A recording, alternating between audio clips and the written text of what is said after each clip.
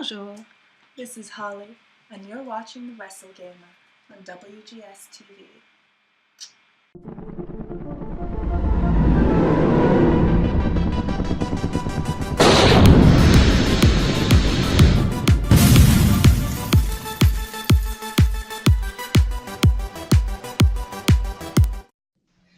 You have warped your way into another episode of WGS-TV right here on YouTube.com/WrestleGamer. I'm the WrestleGamer, Double B Only Bujo, and this is going to be the Monday Night Raw review for the week of March 9th, 2015. Let me go ahead and introduce the panel for this week's Monday Night Raw review. First off, ladies and gentlemen, he is the host of Hardcore Wrestling Radio, the Hardcore One himself, Rick Head. Rick, how you doing? After last night's Raw, I guess I'm doing all right. And yes, ladies and gentlemen, he's the host of the Who Dat Temple on Twitch, ladies and gentlemen, James from the Big Easy. James, how you doing? It's raining, but at least it's not raining ducks. Oh, screw you. hey, the ducks may have appeared on last week's Raw review, but they're not coming back on this week's review. Quack, quack? Oh, God. Anyway, the opening segment of Monday Night Raw was kind of the Authority's way of welcoming back Randy Orton. Randy Orton kind of roasted, in a sense, each one of the members of the Authority. I gotta love what he said about Jamie Noble, about him not being able to be tall enough to go on rides. That was funny. I'll give it to them. That quip against Jamie Noble from Randy Orton, that was funny. But you kind of had the feeling that something might happen when he went to Seth Rollins, and Seth Rollins was the only one that was laughing about the whole thing. But in essence, I'll still say it was a pretty good opening promo. But I got to say, Rick, bar none, funniest segment of that promo was the insult to Jamie Noble. I thought that was funny. It was funny, but you know what? I still have to say it was pretty pathetic when they're asking Kane, is he, America's favorite demon, or is he going out getting coffee or something like that? Whatever it was, and I'm like, wow. But it really just shows emphatically what Kane has become. He really was one of the most feared, characters in the WWE, and now he's like, Corporate Kane. Secretary. Yeah, pretty much. Well, the first two matches on Monday Night Raw this week would feature the Intercontinental Championship, in a sense, with the ladder match, and the thing that made it better, and it is something I've said it before, R-Truth on commentary. The dude is freaking hilarious to listen to on commentary. Comes to some of the things he says and does. It's just hilarious. It just makes commentary when he's on there worth listening to. The first match, it was Bad News Barrett and Daniel Bryan. Bryan would hit the running knee on Barrett to pick up the win, and then it would be Dean Ambrose and Stardust, and basically we would get on almost a little bit of a hot potato once again with the championship held. But apparently R-Truth pulled a swerve. Apparently he had two knapsacks, and one of them had a toy Intercontinental Championship belt that he tricked into giving to Barrett, while R-Truth ran off with the real Intercontinental Championship belt. And I gotta say, James, like I said, R-Truth, he's just really started to come on, becoming really entertaining as of late. Really, the fact is that he's best. He does very well on the mic as a comedic character. I mean, if he's like the serious one that he was as a heel, I feel like it doesn't work, but something like this, it really fits his style. And the fact that they're still playing hot potato with the Intercontinental Championship, as I said before, it's like 24/7 in that hardcore title. Well, guys and gals, if you want to deem something the most controversial segment of Monday Night Raw, it's definitely going to be the next segment involving Paul Heyman and Bork Laser. Oh, I'm sorry for all the Cena haters out there. The most wonderful, greatest wrestler of all time, Brock Lesnar. You all want to get on your knees and open your mouths, and you guys can know what. Yeah, you guys. Yeah, but again, Brock Lesnar would not have the spot he has today in WWE if not for Paul Heyman. Because Brock Lesnar could not pull off the promo Paul Heyman did. That is why Paul Heyman is such a huge commodity, such a great on-mic talent for Brock Lesnar. Lesnar would not be in the spot where he is without him. Because Lesnar cannot sell a damn promo to save his life. Lesnar cannot sell a promo to buy him a hamburger. That's saying something. But again, a lot of UFC references in this promo, Rick. Did you find that? Yes, I did. And you know what? One thing we also realized that Lesnar cannot sell. He can't sell a T-shirt. He also can't sell a wrestling move. He couldn't sell his ass. But that's beside the point. Yeah, this whole segment was really just terrible. I mean, I know you liked it, and I mean, I know that it was some controversial stuff, but I mean, you know, all it was just Paul Heyman beefing up Brock Lesnar again, and Brock Lesnar's just sitting there with a little, half-ass smile, smirk, whatever you want to do. But you know what? This is, 2 weeks before WrestleMania, and we've yet to have a confrontation between the challenger and the champion. What the fuck is going on here? Well, I think the only real confrontation we had with them was the night after the Royal Rumble when that Monday Night Raw got snowed in. But other than that, that was it. Yeah, well, come on. We want a real confrontation. I mean, we're supposed to have these two beating the shit out of each other, waiting for a fight. I mean, I understand that there was supposed to be a build-up to a point, but we're supposed to at least have some kind of like maybe a shoving, or where Roman Reigns comes down and says something. We're supposed to say more to each other, go back and forth. And there's no heat to this match. Well, a lot of people might view it that way, but following that, we would have Kane and Big Show taking on Eric Rowan and Ryback. And now apparently the finish of this match, Big Show would mistakenly hit the KO punch on Kane. Kane was holding, I believe, Eric Rowan for the KO punch on the outside, and Big Show accidentally hit Kane because Rowan was able to get away, and Eric Rowan pinned him. And next thing you know, there was a confrontation between Kane and Big Show, which brings out Stephanie McMahon, and Stephanie McMahon pretty much told them to get the hell out of the arena, and that's pretty much where we landed up with that. Backstage, The Miz apparently has been pitched an idea to this guy, Wiz Khalifa. I don't even know who this person is, but apparently Wiz has signed his own little stunt double, Damien Wizdow. James, all I'm going to say is, what the hell?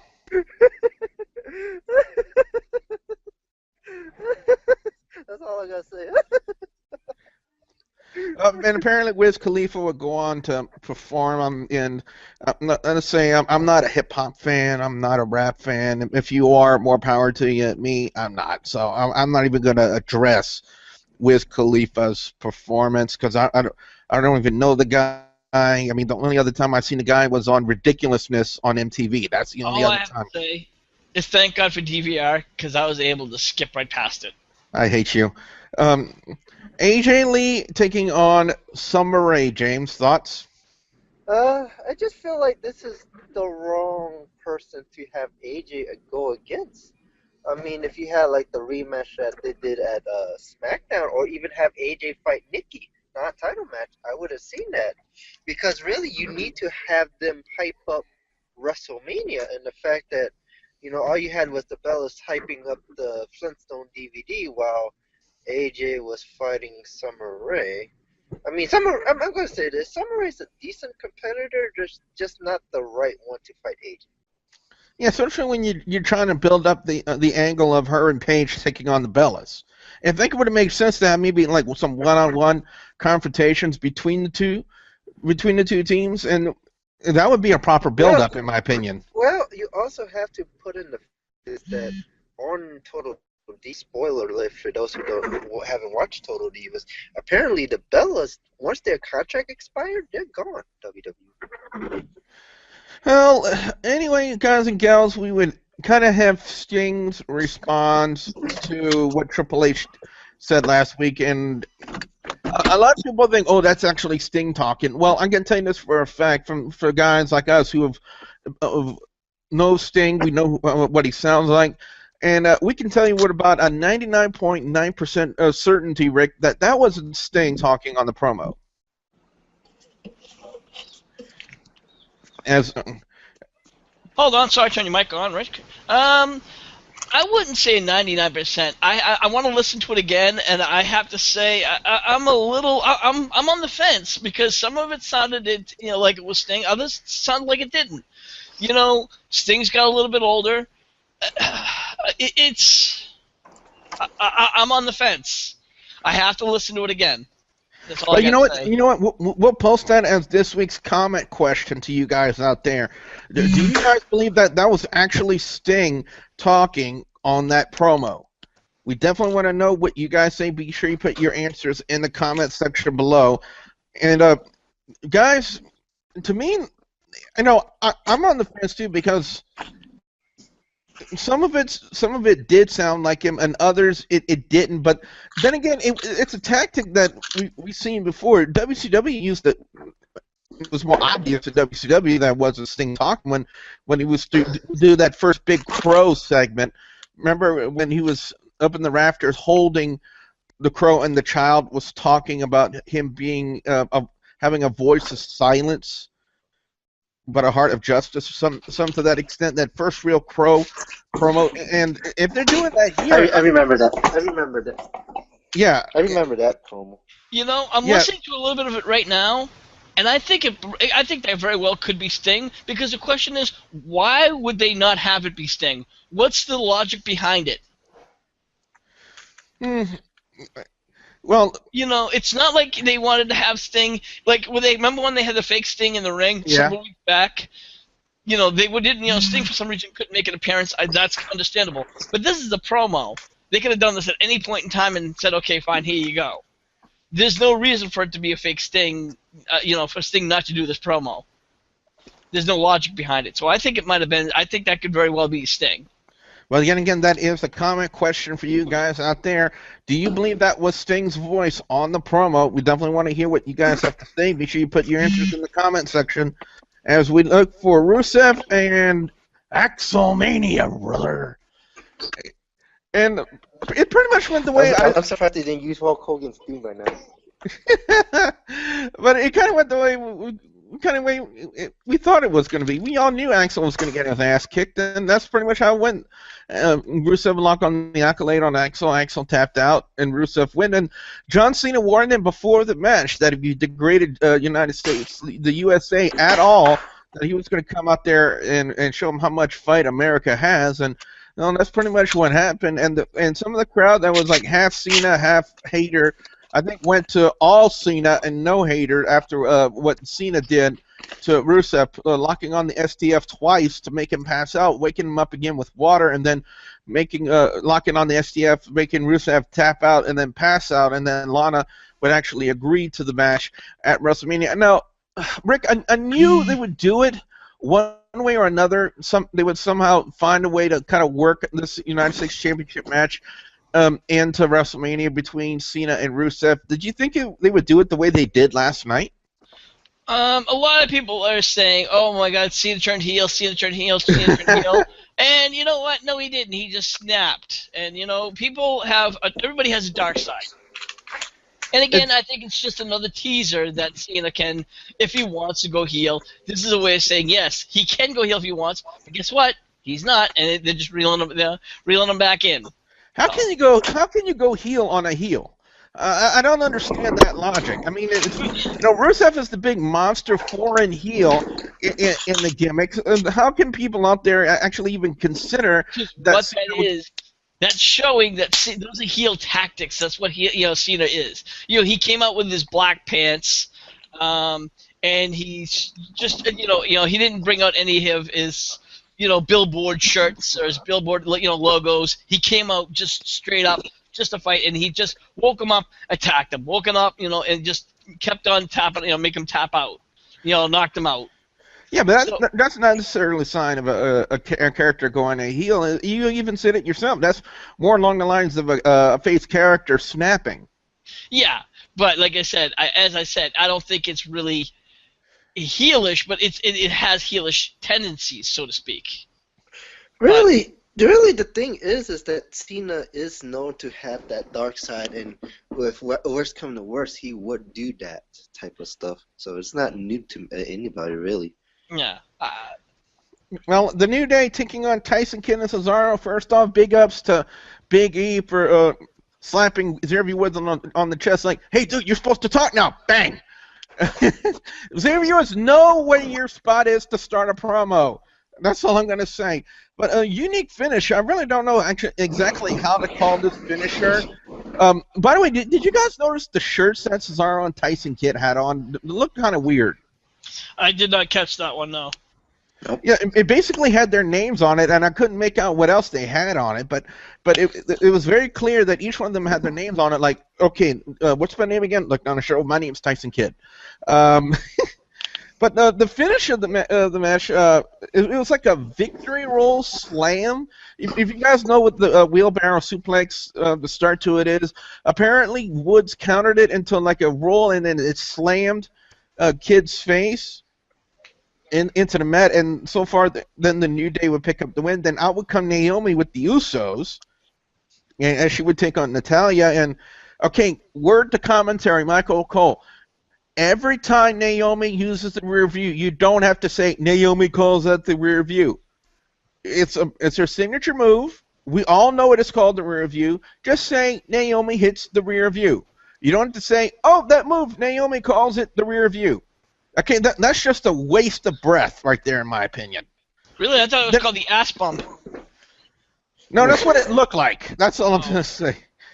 But Naomi would pick up the win. Natalya, very upset with Tyson Kidd, would actually take his tag team title belt and say, this is mine, and walks off with it. So I don't know what I think it's going to be part of the divorce. And following that, we have Los Matadors taking on the Usos. Okay, want to talk about something showing heel tendencies? How about this? With El Torito had one of the Usos distracted, the Matador would then kind of bum rush the Uso, knocking El Torito off the ropes, and then schoolboy pin, and actually looked like it had a hold of the trunks of Usos, almost looking like a dirty pin, and Los Matadores would pick up the win. And I got to say, we thought the Intercontinental Championship thing was a scramble. How about the thing they've been doing with the tag team titles, James? I have my DVR right now, and on the bottom of each name, Cesaro has Switzerland, Kidd has Canada, so basically where they're from. Oh, okay, like that makes any sense. And basically, going into involving this tag team title, it's very interesting. Will they do another fatal four-way tag team match at WrestleMania like they did last year? I wouldn't be surprised. Wouldn't these, barring Tyson Kidd and Cesaro, wouldn't this almost be like the four same teams from last year? Because I know the Usos were in it. Yes. I know. Yes. Matadors. No. Yeah. No. We had the Real Americans right back. So. Oh Los yeah. Matadors. So basically, Los Matadors. Two of the four. Two of the four. Yeah. Oh yeah, and the back says tag team champions on both of their shirts. Okay. So apparently they need to know what their names are and where they're from and what distinction they have. Okay. I just hope they don't call themselves the Swiss Can Connection. Oh God, no! Don't go there. Anyway, Bray Wyatt. We all saw it on SmackDown how Bray Wyatt now has the Undertaker's urn, and basically. The question is, how the hell did he even get the urn? Well, apparently he opened it and then. Barry gave it to him. Oh, jeez. No, I'm not even gonna. He stole it from the Undertaker's graveyard. Well, yeah, but he opened it up, pretended like something was in it, and then started laughing at everybody like it was empty. Then, soon as he put the urn down, next thing you know, it starts smoking, and then we all steered the Undertaker's Flash, the lightning, and then. The rocking chair, if you guys remember the rocking chair that Dean Ambrose destroyed, I think it was like between Survivor Series and TLC. Yeah, right before TLC, yes. Yeah, apparently now it appeared in a blue light. We can actually hear Bray Wyatt mouthing, "What have you done?" And then next thing you know, we see the lightning crash and the chair is set on fire. Bray Wyatt is laughing. Then we look up on the screen, and it said at WrestleMania, the man comes around again. Now, there are a lot of rumors out there about the American Badass, Big Evil Undertaker gimmick returning at WrestleMania. Rick, in your personal opinion, do you believe that there's any indication that we're going to get either the Dead Man or the Big Evil gimmick at WrestleMania from The Undertaker? Personally, I hope not. Because Undertaker's Big Evil, or the motorcycle character, as I would like to say, does not fit right now, because Undertaker right now is an old man. No other way to put it. He's not, getting old. He's old. If you watch him, if you go watch his pictures with Michelle McCool, he looks like Grandpa. He shouldn't even be wrestling. I'm sorry. I love The Undertaker. I grew up watching The Undertaker. I absolutely love The Undertaker. And seeing him wrestle the past couple of matches, the past couple of years, have been sad. And I don't want to watch him wrestle. I really don't want to see him wrestle this guy, wrestle Bray Wyatt. Because you know that after this is happening, you know what's happening, the way they're doing, him doing these vignettes, the same way it's doing the Sting vignettes. They want to set up a Sting versus Undertaker match. It's going to happen at WrestleMania 32, and I don't want to see it. Marks, move on. Undertaker, please, instead of setting lightning to the urn, take that lightning and set it on fire to the coattails that you've been riding for the past 3 or 4 years, and fucking retire, please. The main event on Monday Night Raw this week, Randy Orton would be taking on Randy Orton and Seth Rollins would be taking on Roman Reigns, and at one point J&J Security would get involved, and then they would get sent off by Seth Rollins saying, "But me and Randy, we got this." And then as soon as they were gone, Randy Orton just flipped the double bird to Rollins. Reigns spears Rollins. No, that's not PG. Yeah, that's definitely not PG, especially when he said early night that he was going to make him his bitch. And Bitch is just a female dog. It's in the air. Yeah, Reigns would pick up the win, and then Randy Orton would just absolutely destroy Seth Rollins. And James, one could say, possibly saw this coming? Yeah, basically what it is that sooner or later he was going to turn on Authority and on Seth Rollins. Because really, it's like Randy Orton rejoined the Authority just to get close to Seth Rollins. Not that close. Not when I mean close, I didn't mean that close. I mean close, like to keep it. Get a little closer. Don't be shy. Like putting his guard down, say, "Oh, he's fine. He's not gonna beat us up." Oh, he's wrong. Yeah, well, anyway, guys and gals, it is now time to go into our overall scores and our picks for best and worst match or segment of Monday Night Raw this week. Monday Night Raw, kind of a unique show this week. We get to finally hear a Sting response as to why he was going for Triple H, and I gotta say, I'm still on the fence as to is that really Sting? Is that really him that's doing it? I got a report about that. I'm reading a report. It is his voice, but it has been altered. So that would explain the reason why it really didn't sound like him. Again, we got to say I love R-Truth on commentary. Guy is hilarious. It's entertaining. A lot of controversy with Paul Heyman. So it was indeed a pretty good show. Damian Wisdow, that was freaking hilarious. That's all I can say. It was hilarious. Did I care for Wiz Khalifa's performance? No, I really did. I really didn't. So other than that, it was still a pretty good show. I want to say probably the best match of the night. I'm actually going to give it to Barrett and Daniel Bryan. I thought it was a damn good match, and the fact that we had R-Truth on commentary just making it more entertaining, I thought it was damn funny. Definitely. Worst match of the night, I'm sorry, I got to go to AJ Lee and Summer Rae. I'm sorry, but it kind of makes sense. It makes no sense. I mean, the Bellas are you're supposed to be working up an angle between the Bellas and AJ Lee and Paige, and yet you have AJ going against Summer Rae. Why? For what reason? What purpose did it serve? Absolutely none. That's I tend to disagree, but okay. I think what that's doing is just building up AJ again because she just came back from an injury. well. Well, Anyway, guys and gals, my overall score is going to be a 3.5 out of 5. Rick, over to you. Your overall score and your picks for best and worst match or segment of Monday Night Raw this week.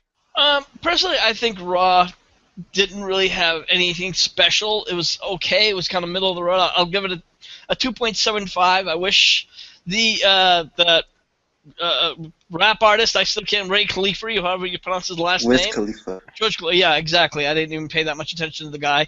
I skipped right over him. The part where Damien Wisdom was probably the highlight of the night with him anyway.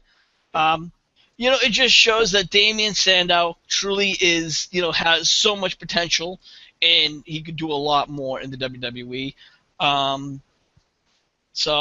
As far as the Undertaker and Sting segments, I think it really kind of brought Raw down as far as raised it up, because you know what, these guys should be on Raw. They shouldn't be having segments, and especially this close to WrestleMania. I'm sorry, I'm not impressed at all. Main event was great. That's about it. And James, over to you. Your overall score and your picks for best and worst match or segment of Monday Night Raw this week. For me, I would give it a 2.5. I gotta go what Rick said with AJ Lee is that the fact she just came back from injury, you can't say, you have to say, they need to bring her back up to like what she was, because being out for 3 months and not having a relevant run after with the whole thing with the Bellas, you have to give her that chance. But my worst match of the night has to go to Axomania, brother. The best match, I don't have one actually. I give a best segment actually to the announcement of the first ever Warrior Award person of the WWE Hall of Fame, which is Connor, the Crusher, because really, I mean, you see how that young boy, affected most of the WWE universe. Yeah. And the WWE, all the wrestlers, especially Daniel Bryan and the Authority. I mean, the fact that the Authority was the one that made the whole that new charity place for them, especially under his name. So you have to give WWE that.